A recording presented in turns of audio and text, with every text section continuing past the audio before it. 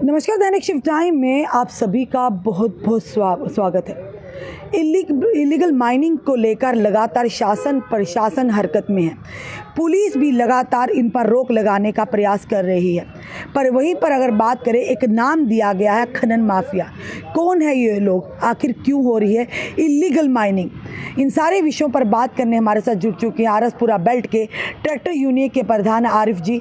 आरसपुरा से यहाँ पर आइए जानते हैं इनका हाल ही में सुरेंद्र चौधरी जी का एक बयान है, उसको लेकर किस तरह से लेते हैं और आखिर किस तरह के कदम उठाने चाहिए ताकि जो इलीगल माइनिंग है उसे रोकथाम की जा सके और एक गरीब व्यक्ति का गुजारा भी हो जाए।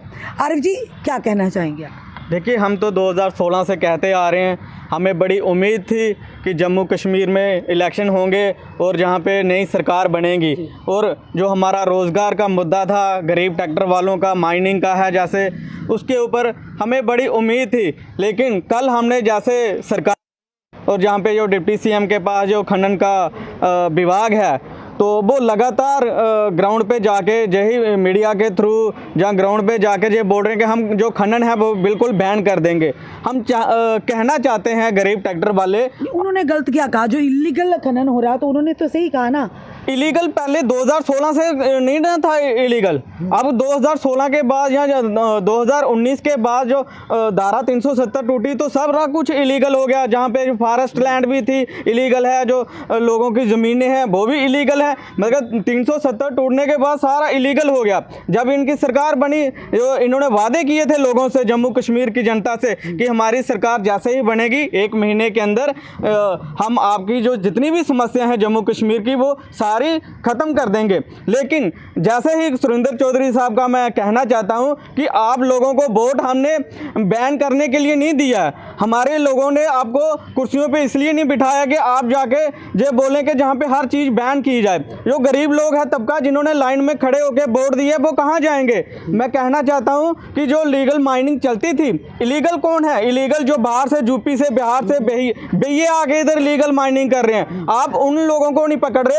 आप पंजाब से जो लोग आके जहाँ पे टिप्पर डंपर चला रहे हैं, इतनी पोकलैंड मशीनें चला रहे हैं, आप उन लोगों को नहीं कंट्रोल कर सकते। आप गरीब ट्रैक्टर तक आपकी पहुंच है, गरीब को मारना आपकी पहुंच है, गरीब तक जो ट्रैक्टर है उसको पकड़ के आप चलान करना है। तो हमारा यही कहना है कि आप इसके ऊपर ज़्यादा ध्यान दीजिए, क्योंकि इसके साथ आप गरीब लोगों का रोजगार जुड़ा हुआ है।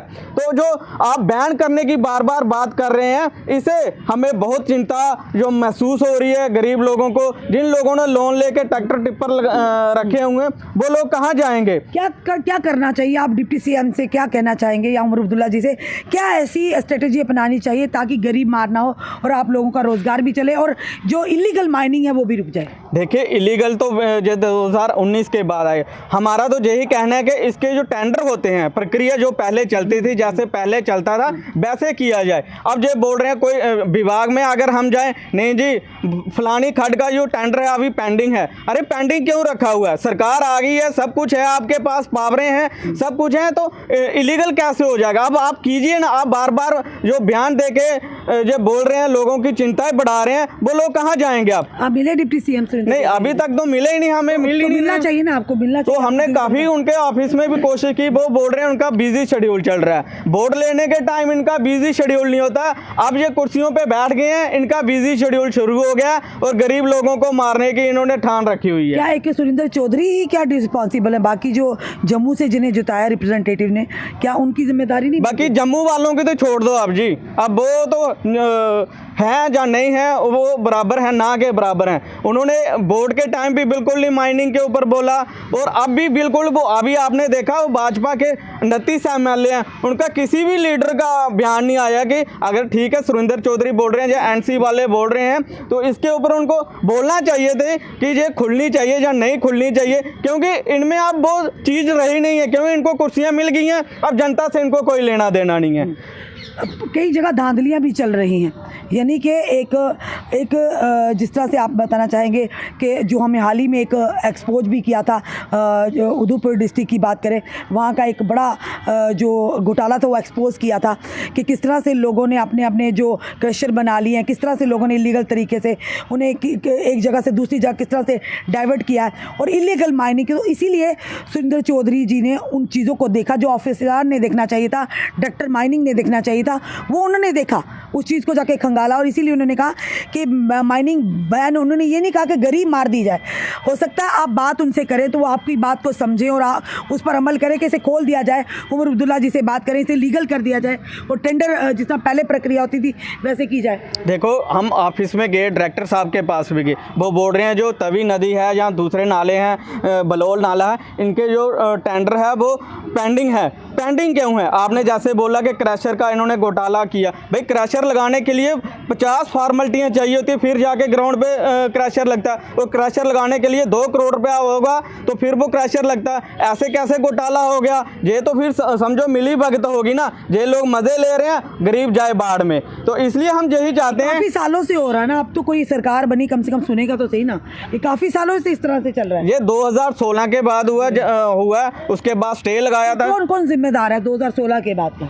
देखिए, इसमें तो भाजपा सबसे बड़ी जिम्मेवार है, क्योंकि उन्होंने बहुत बड़ा डिंडोरा पीटा के जम्मू कश्मीर के अंदर 370 तोड़ के हम आप लोगों को जहाँ के विकास की नदियाँ बहेगी, विकास की लहर बहेगी, तो उसके अंदर तो गरीब ट्रैक्टर इन्हों लोगों ने ही, इनकी वजह से ही इन्होंने नया ट्रैक्टर खरीदता है जब किसान, तो 9% टैक्स लगता है। बाकी स्टेटों में 9% क्यों नहीं है, जहाँ पे जम्मू कश्मीर में अकेले ही 9% क्यों है? हम ये भी पूछना चाहते हैं। इन्होंने एग्रीकल्चर के ऊपर भी काफ़ी इन्होंने बोला कि हाँ रिफॉर्म लाएंगे। आज लोगों की हालत देखो, इनको पिछला मुआवजा तक नहीं दे पाए, तो ये क्या रिफॉर्म लाएंगे? मुश्किल है आरफ जी आज के दौर में अपना घर से चलाना, जिन्होंने ट्रैक्टर लोन पर लिया है, जिन्होंने किस्तें चुकाने, अपनी परिवार चलाना, किस तरह से गुजारा? देखिए, दर बदर बढ़ कर हैं। आपने अभी तक देखा होगा कि जो लोगों ने पैसा लगा के फॉरेन में गए थे, अब वो भी उनको धक्के मार के और बेड़ियां बांध के वहाँ पे लाया। अब कहाँ जाएंगे ये लोग? बड़ी मुश्किल से एक गरीब अपना कारोबार चलाने के लिए लोन लेता। पहली बात है तो बैंक तो गरीब को लोन देता ही नहीं है।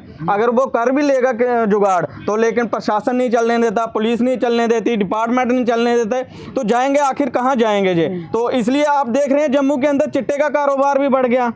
तो गरीब जब बेरोजगार नौजवान हताश में आकर वो कहाँ जाएगा? फिर नशों की लत लगेगी, वो क्या करेगा? उसको तो घर से भी गालियाँ पड़ेगी, पुलिस वाले भी गालियाँ निकालते हैं, डिपार्टमेंट के लोग भी गालियाँ निकालेगी, तो आखिर रास्ते में उसको यही रास्ता नज़र आता है, फिर वो नशों की तरफ चला जाता है। फिर बोलते हैं कि जम्मू में चिट्टा फैल रहा है, ये कंट्रोल करो जी, कंट्रोल नहीं हो रहा। आपसे हो क्या रहा? कंट्रोल नहीं हो रहा है तो आपसे माइनिंग नहीं कंट्रोल हो रही, चिट्टा नहीं कंट्रोल हो रहा है, आपसे युवाओं को रोजगार नहीं आप दे पा रहे, तो होगा क्या आपके? फिर आपको वोट देने का फायदा क्या? बिल्कुल, आरिफ जी ने बड़ी ही एक सटीक बात कही और बड़ी कड़वी और सच बात कही है कि वाकई अगर चिट्टा कंट्रोल नहीं हो रहा है, बच्चों को रोज़गार नहीं दिए जा रहे, ड्रग माफिया, माइनिंग माफिया का नाम दिए जा रहे हैं और वो सक्रिय हैं, उसके बाद भी आप कंट्रोल नहीं कर रहे। अगर माइनिंग को लीगल जैसे पहले की तरह 2016 से पहले लीगल कर दिया जाए तो हर एक का रोज़गार भी चलेगा, सरकार को रेवेन्यू भी आएगा। तो इसी के चलते आरिफ जी ने आज कड़वी बातें कही। उन्होंने डिप्टी सीएम सुरेंद्र चौधरी जो बड़ी बेबाकी से काम कर रहे हैं उन तक एक संदेश दिया है कि हम लोग कि हमने फाइनेंस करा के अपने ट्रैक्टर ट्रालियाँ ली, आज हम भुखमरी की कगार पर है। तो जो पहले प्रक्रिया चलती थी उसी के आधार पर इसे माइनिंग को जो लीगल किया जाए ताकि टेंडर हो, पूरी एक थ्रू प्रॉपर चैनल इसे फॉलो किया जाए ताकि गरीबों का भी भला हो और सरकार का भी। फिलहाल आने वाला समय क्या रहता है देखते हैं, डिप्टी सीएम से मिलते हैं, ये क्या आगे उन्हें आश्वासन देते हैं ये आने वाला समय बताएगा। आपका क्या कहना है ज़रूर बताइएगा और इस वीडियो को शेयर कीजिएगा। जुड़े रहिए हमारे साथ अगले अपडेट के लिए। जय हिंद, जय भारत।